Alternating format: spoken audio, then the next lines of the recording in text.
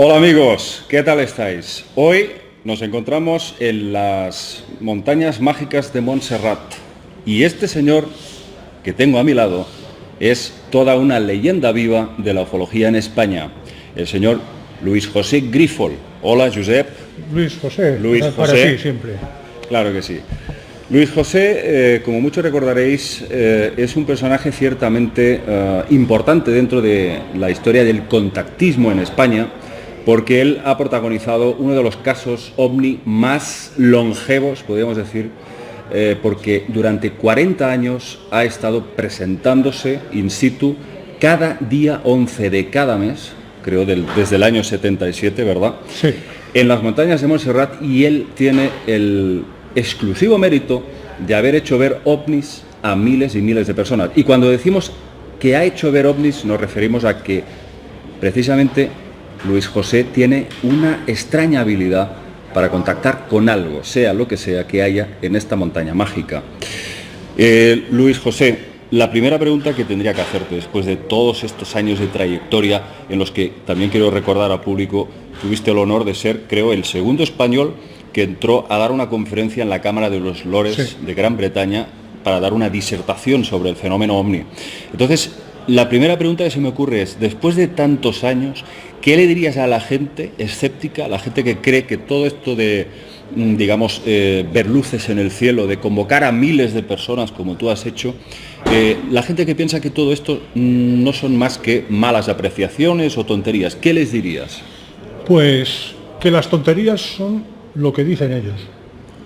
Porque en mi caso no se me puede tildar de que hubiera estado influido por lecturas de tebeos de aquella época o cuando ya empezaba a hablarse del caso Roswell. Claro, tú no tenías ninguna formación ni nada y simplemente te topaste con el fenómeno. Sí. Luis, ¿cuál dirías que ha sido la experiencia ovni que te ha impactado más? La que podemos decir que has estado más cerca del fenómeno. Es difícil decirlo porque es muy amplio, muy variado y muy complejo. Digamos que la sensación más impactante primera pues fue cuando me llamaron. ¿Oíste que te llamaban?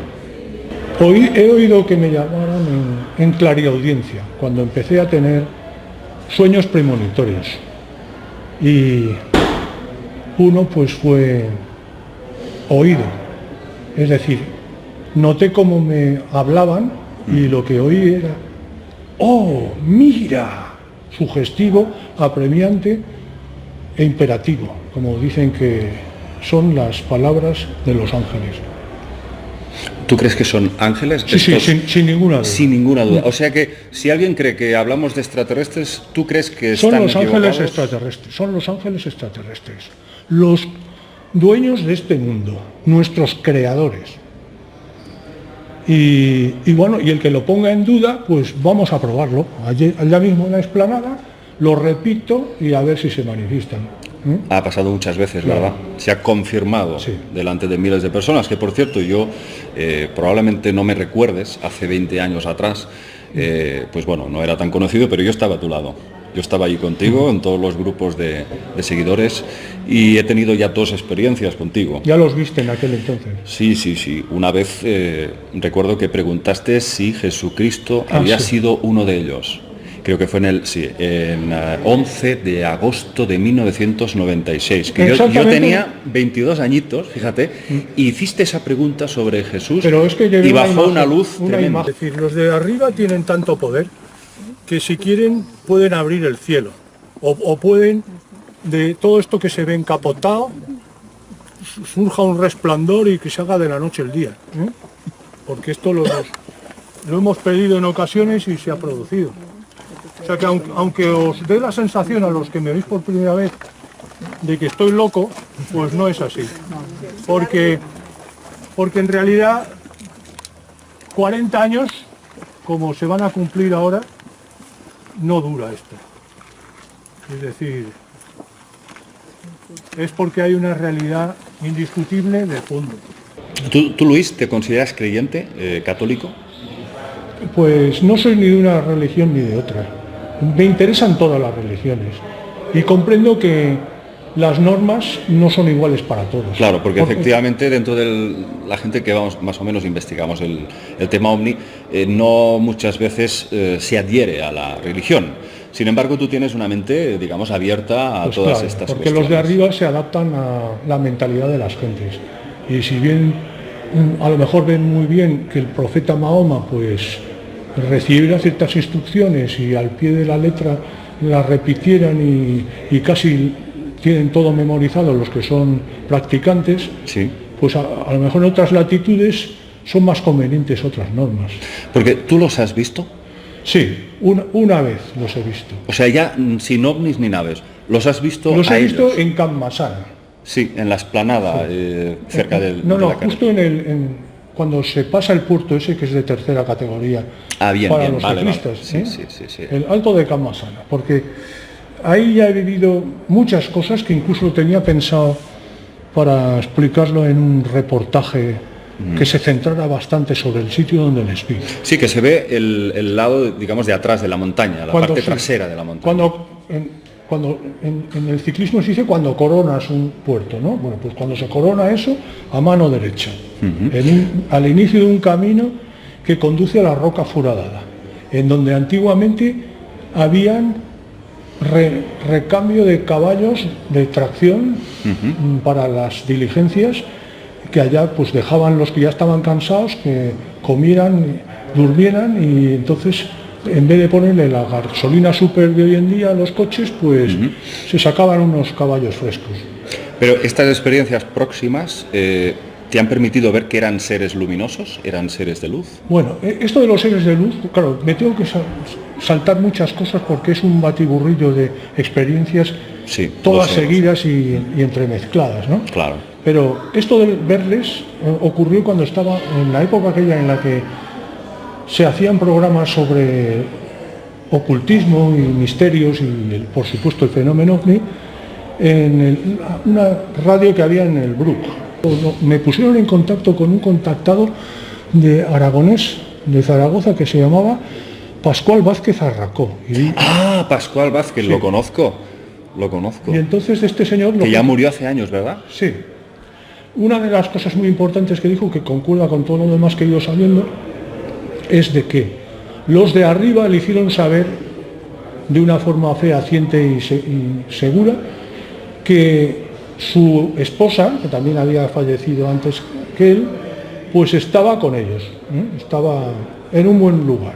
Y entonces dijo taxativamente, tal como son los maños, así bastante tajantes, digo, si en estos momentos os dejáis del programa este sobre ovnis y vais a donde teníais pensado ir, veréis en persona a los de arriba. Bueno, pies para que os quiero, coche para que os quiero. Pero se asustaron. No, salieron a la explanada, porque ya sabían que ya nos encontrábamos en la explanada, que sabían que ya habíamos instituido la explanada, o la había instituido yo en función de la primera vez que subí con gente con propósito de hacerles ver cómo se contacta con los de arriba. Porque lo que comentabas antes de personas famosas, no famosas, que han estado a tu lado, han presenciado estos fenómenos, yo creo que tendrías que destacar la curiosa experiencia que tuvieron dos investigadores como Javier Sierra y Manuel Carballal, que parece que casi se ponen por sombrero un ovni. Cuéntanos cómo ocurrió esto. Pues resulta que tenían 15 años. 15 años. Solamente. Javier Sierra tenía 15 años. Y Carballal, pues exactamente no sé, pero parecía era. Y como aficionados al tema ovni, estaban siguiendo a Jiménez del Oso, que ya tenía el programa Más Allá.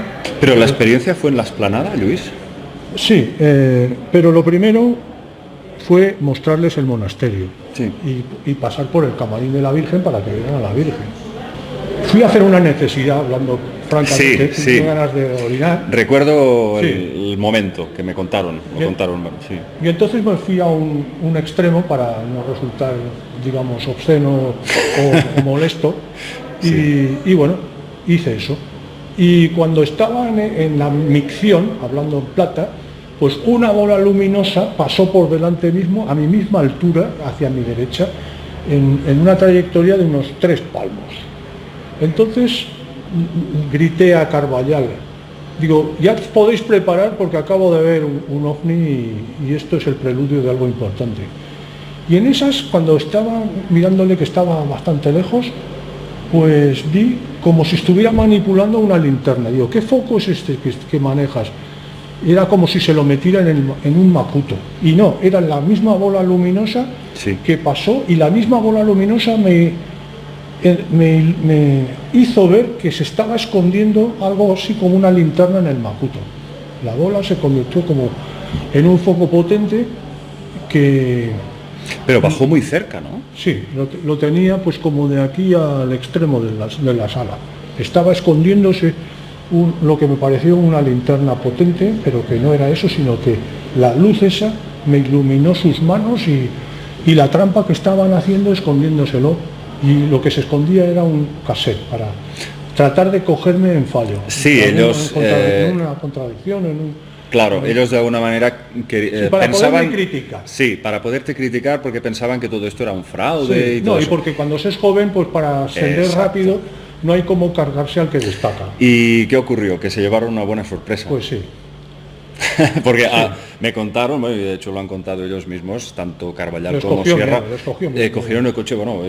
Mucho miedo les cogió porque entonces empezaron a verse trazos en el cielo, sin ton ni son, y entre nubes. Digo, pues todo esto que estamos viendo es el preludio de algo fuerte, para que os quede bien grabado en mente. Y en estas, pues cuando ya habían visto suficiente, pues los de arriba son también muy sabios en lo que tienen que hacer y claro, como se trataba de que vieran algo que no olvidaran jamás, pues apareció un ovni en todas las reglas. ¿De qué color era? Pues era como si estuviera animado de vida, como si fuera un corazón, como si tuviera sístole y diástole. Ostras. Sístole y diástole. No tenía aspecto metálico, ¿no? No. Sólido. No, era como un objeto vivo. Ostras. Y eso además en muchas descripciones de ovnis también se dice. Luis, yo me gustaría preguntarte, de todos los investigadores que han estudiado tu caso, podemos destacar pues Antonio Rivera, Andrea Faber-Kaiser, el propio Sierra, ¿cuál dirías que se ha llevado una impresión más satisfactoria de estas experiencias tuyas? Pues el que más, pues el propio Antonio Rivera lo llevé. Que Rivera, yo me acuerdo que me contó una experiencia que tuvo contigo, sí, que es que se repitió 2 veces el mismo fenómeno. Y en la primera vez él se lo perdió. Y entonces tú dijiste, vamos a hacer el más difícil todavía. Y volvió luego a aparecer ese fenómeno luminoso. Fue en Béjar. Ah, no fue aquí en Montserrat. Aquí en Montserrat también.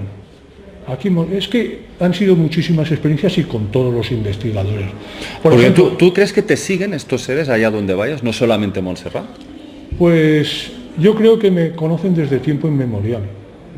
¿Sabes? Tengo la sensación que tengo. ¿Y por qué crees que tienes esta conexión con ellos? Pues tampoco lo sé, porque les debo servir. Porque cuando a una persona la utilizas, pues también aprovechas de sus características, su capacidad de propagar sensaciones o emociones y el hacerte creíble, porque tal como lo explico y tal como se cumplen los trazos en el cielo, pues eso no hay forma de trucarlo. No, yo tengo que decir, sobre todo, esto que quede muy claro, yo hoy estoy haciendo una entrevista a Luis, pero... Bastante informal, porque si no tendríamos que ir cronológicamente. Sí, pero yo quiero de verdad matizar que yo he sido testigo de lo que está diciendo, que es verdad, porque lo he visto, lo he vivido en mis carnes. Él se sitúa en el centro, con un círculo de personas, formula una pregunta y dice, sitúa un sector del cielo, y dice, entre tal estrella, tal otra, que aparezca un fogonazo de luz. Y se produce. Y eso es algo que han visto miles y miles de personas. Pero claro, ellos son los que tienen la última palabra, siempre educadamente y proponiéndoselo por favor, y si lo consideran oportuno, y el por favor, pues nunca lo dejo de pensar o de decir. Si estoy solo, pues lo pienso, y si estoy con otras personas, pues verbalizo las cosas, ¿no? Porque estos fenómenos celestes tú los llamas naves trazadoras, ¿verdad? Bueno, eso lo decía Eugenio Siragusa, ¿sabes? Son palabras de Eugenio Siragusa. Pero yo te lo he oído varias veces. No, porque lo han puesto en mi boca, pero yo en principio no lo decía nunca, porque eso de naves trazadoras es propio de Siragusa. De Siragusa. Sí. Entonces, ¿cuál sería para ti la definición del fenómeno luminoso que se produce en Montserrat? Pues ha habido de todas formas y colores, ¿no? Sí. Y sin regatear cosas extraordinarias.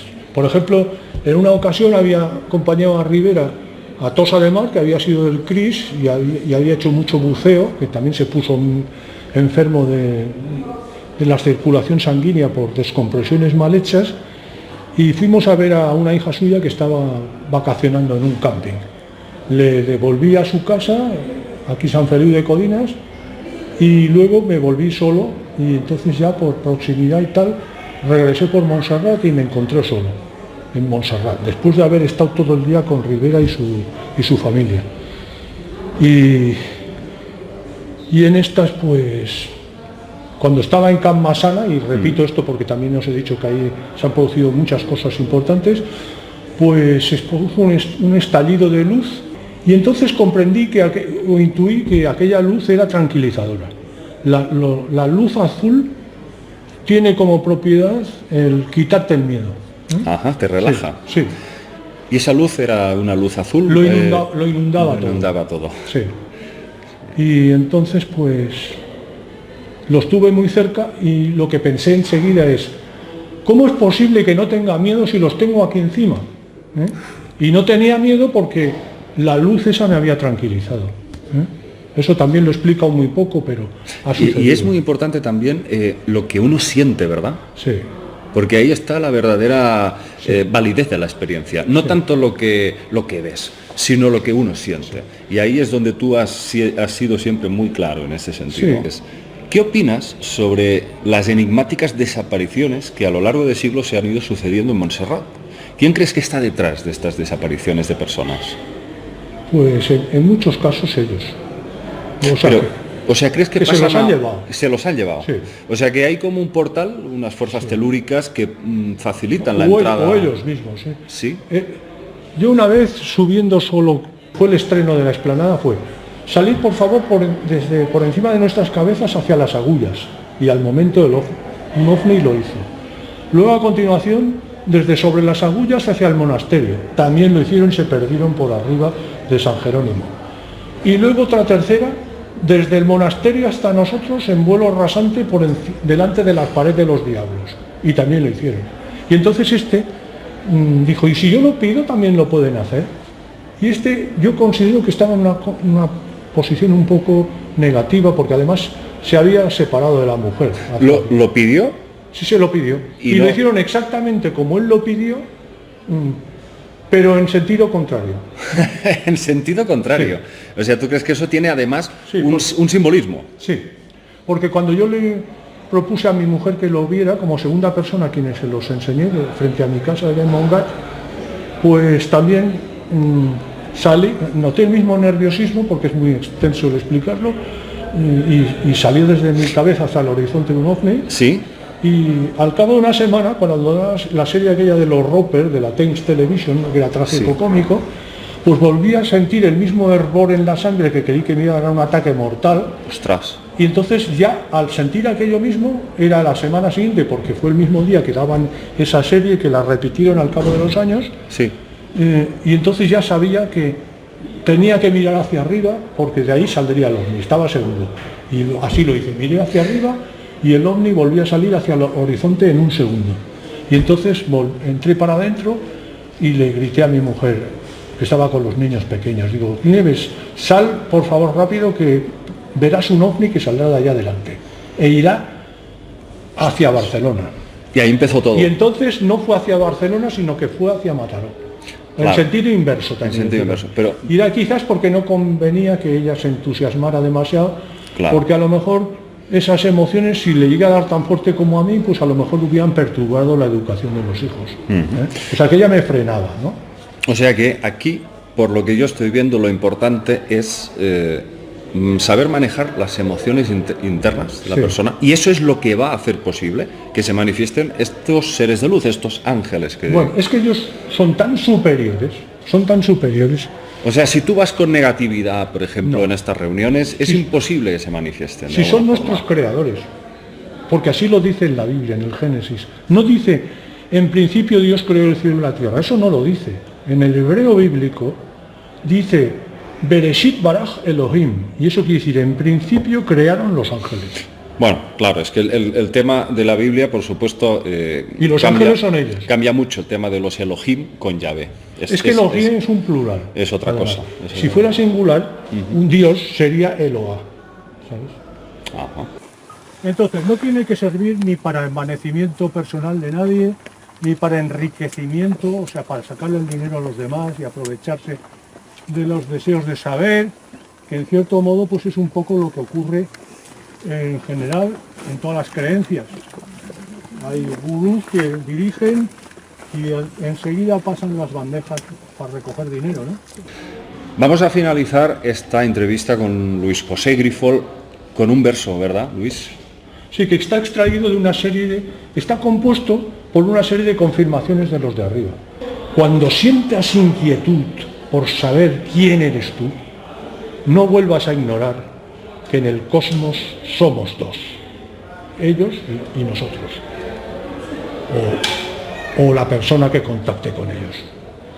Sube arriba y me verás, cual la luz que anida en ti es reflejo del amor que por todo hay que sentir, por las rocas, por la flor, por la fauna y el vivir.